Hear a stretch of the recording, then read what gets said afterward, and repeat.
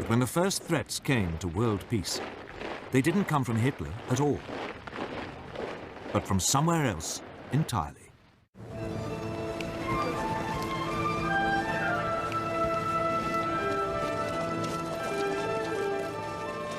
Japan, at the start of the 20th century, was already a military power. It had defeated Russia in a war in 1905, and it had fought alongside the Allies in World War I. After the war, Japan was an acknowledged world power, and it signed up to the League of Nations. But politically, it was a mess of contradictions. Nominally a democracy, the feudal tradition was still strong. Most Japanese revered their emperor as a living god and regarded him as their true leader. And the country faced major economic problems. Its population was exploding. And it had no natural resources to fuel its rapidly expanding industries. Its leaders needed solutions, and they saw them in Chinese Manchuria.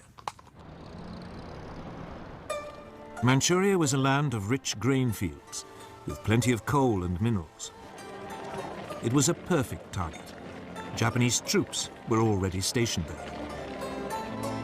Other possible targets were the colonies ruled by the European powers: Burma, Malaya, and Hong Kong, controlled by Britain; Indochina, ruled by France; and the Dutch East Indies. But at this stage, Japan had to be cautious. It didn't want to rouse the other great power in the Pacific, the United States. For all its anti-imperialist slogans, the US actually ran an unofficial empire in the Pacific. The Philippines, Guam, and several islands were under its direct rule. It undoubtedly had the strength to take on Japan, but since the end of World War I, it had had other distractions.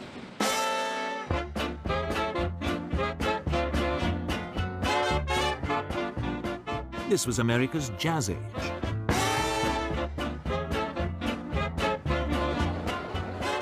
Throughout the 1920s, the nation concentrated on exploiting its vast resources.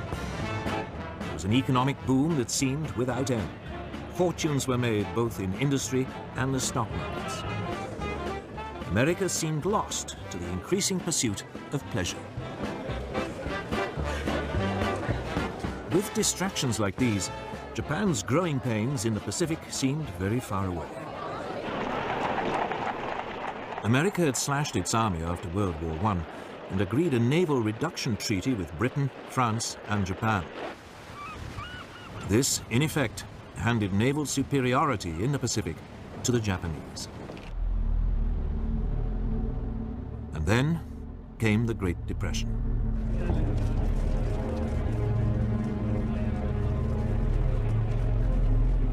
As the economic devastation spread, a quarter of the population lost their jobs.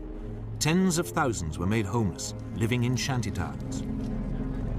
Whereas before it had been distracted by pleasure, now America was distracted by pain. It was time for Japan to make her move.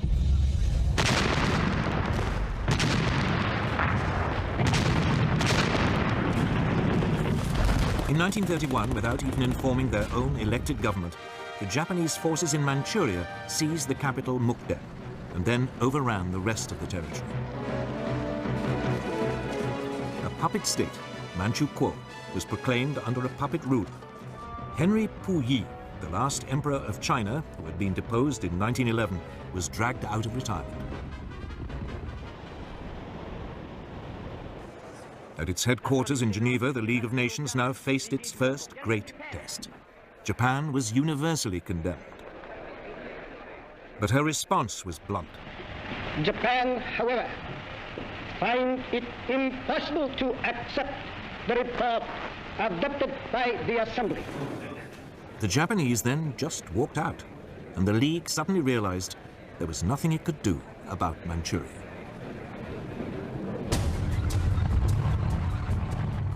Japan was declared an international pariah, but it didn't care.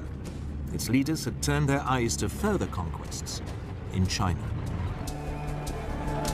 These were easy pickings. China was in a state of chaos. The government of Generalissimo Chiang Kai-shek was locked in conflict with the Chinese Communist Party under Mao Zedong. There was